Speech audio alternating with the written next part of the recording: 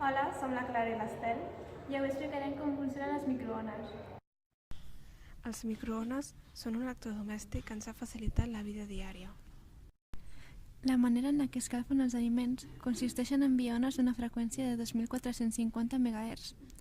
Aquestes ones són produïdes per un dispositiu anomenat magnetró, que transforma l'energia elèctrica en microones.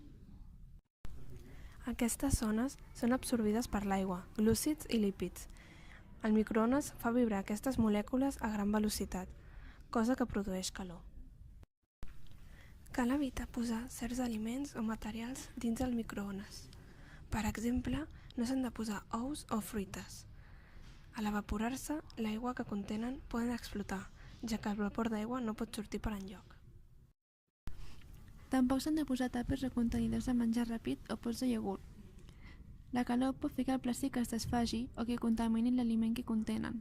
Per això és millor escalfar el menjar en recipients de vidre, ja que aquests sí que es poden posar al microones. Un altre material que hem d'evitar posar al microones és el metall. El metall no pot absorbir les radiacions i pot arribar a fondre's, com per exemple el paper d'alumini. També hem de recordar que no s'han de posar forquilles, ja que per la seva forma les ones entre les partícules de metall impacten molt més ràpida i intensament. Això pot produir espurnes i causar una avaria en el microones. En canvi, si posem una cullera dins el microones només s'escalfa.